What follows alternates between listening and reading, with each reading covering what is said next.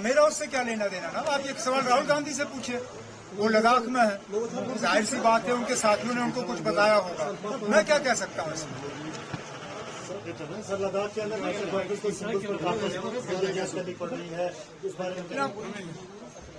जिद्दोजहद करना इस हुकूमत के खिलाफ हमारी आदत बन गई है।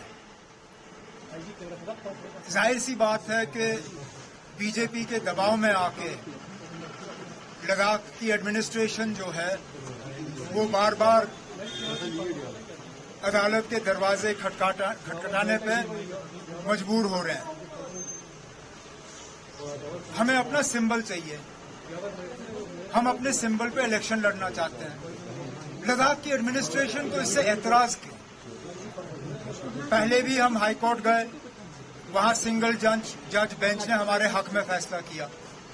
उसके बाद 300 पेज का उन्होंने पिटीशन दाखिल करके डिवीजन बेंच के सामने लिया, वहां पे भी हम अल्लाह के फजल से कामयाब हुए। अब सुनने में आया है कि एक एसएलपी फाइल करने के लिए वो सुप्रीम कोर्ट तक पहुंच गए। आखिरकार ना हिल काउंसिल के इलेक्शन में नेशनल कॉन्फ्रेंस का सिंबल इतना बड़ा इश्यू बन गया कि उसको सुप्रीम कोर्ट लेना पड़ा। लेकिन चलिए ना, कोई बात नहीं, हमारे वकील तैयार हैं, सुप्रीम कोर्ट इसको एडमिट करे तो हम वहां पे भी इंशाल्लाह कामयाबी की उम्मीद लेके जाएंगे। उमर साहब, यूएलबी इलेक्शन को कैसे देखते हैं अगर अनाउंस होगा? कौन सा यूएलबी? यहाँ का अनाउंस होने दीजिए, फिर बात करेंगे। अभी तक तो अनाउंस हुआ नहीं। सुना है एक आध कैंडिडेट जो है वो मैदान में उतर चुका है, लेकिन हमें तो अभी इसकी कोई खबर मिली नहीं है। अपनी जगह तैयारी करेंगे, जिस वक्त ये इलेक्शन का ऐलान होगा हम मैदान में उतर जाएंगे। लेकिन बड़ा सवाल ये है कि अगर यूएलबी भी, पंचायत भी, पार्लियामेंट भी, तो असेंबली क्यों नहीं? आखिरकार क्या वजह है कि बार बार जो है बीजेपी असेंबली इलेक्शन से भागने का काम कर रही है? इतना डर क्यों? आइए मैदान में उतरिए और कीजिए लोगों का सामना, देखते हैं कौन कहां पे खड़ा है। मशहूर मलिक यासीन मलिक की बीवी मंत्री बन गई, इसको आप कैसे देखते हैं? किस मुल्क की मिनिस्टर बनी? तो हमारा क्या लेना देना उससे? हमारा क्या लेना देना ना? कह रहे हैं कि ये सेपरेटिज्म को बढ़ाने के लिए। देखिए, क्या पाकिस्तान से पूछ के हम अपने मंत्री बनाते हैं? अगर हम पाकिस्तान से पूछ के अपने मंत्री नहीं बनाते तो फिर हम क्या उम्मीद लेके बैठे कि पाकिस्तान हमसे पूछ के मंत्री बनाए?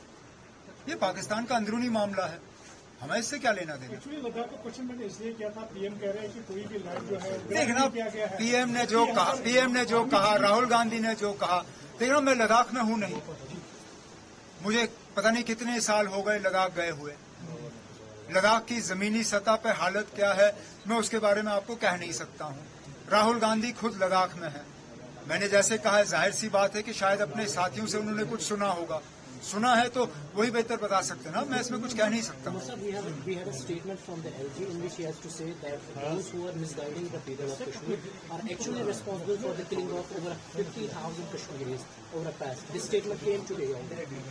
हम भी कहते हैं ना, जिन लोगों ने जम्मू कश्मीर के लोगों को गलत रास्ता दिखाया वही कसूरवार है। बंदूक किसने लाया? जहां आप खड़े हैं, जिस तंजीम के दफ्तर पे आप खड़े हैं, सबसे ज्यादा कुर्बानियां सिक्योरिटी फोर्सेस के बाद इस तंजीम ने दी हैं। हमारा दफ्तर जो है भरा हुआ है उन लोगों की तस्वीरों से जो पिछले 30-35 सालों में ग्रेनेड, माइन, गोलियों के शिकार हुए हैं। ये आप मुझसे कह रहे हो ना कि यहां तबाही का क्या असर रहा है? वो मेरे साथियों से पूछिए, मेरे फैमिली मेंबर से पूछिए, मेरे दोस्तों से पूछिए। हमें पता है ना, एलजी साहब तो कल के आए हुए हैं, कल के चले जाएंगे। हमें पता है इस बंदूक का कितना असर यहाँ के फैमिलीज पे पड़ा हुआ है। और हमने पहले दिन से कहा कि यहाँ के लोगों को गुमराह किया गया, बंदूक दिखा के उनको गलत गलत सपने दिखाए गए। वो सपने वैसे के वैसे ही रहे, लेकिन यहाँ कब्रिस्तान भर गए, हमारी नदियां जो है वो खून से भर गई। एलजी साहब ने कोई ऐसी बात नहीं की जो हम पहले से नहीं कहते आए हैं। हमने भी पहले ही से ये कहा कि बंदूक उठाना जो है वो जम्मू कश्मीर के फायदे की बात नहीं है, सिर्फ और सिर्फ इससे नुकसान होगा। और जैसे मैंने आपसे कहा, सिक्योरिटी फोर्सेस के बाद अगर किसी ने इस बंदूक का नुकसान देखा है, वो जम्मू कश्मीर नेशनल कॉन्फ्रेंस है, जहां हजारों की तादाद में मेरे साथी जो हैं कुर्बान हुए इन पिछले 30-35 सालों में।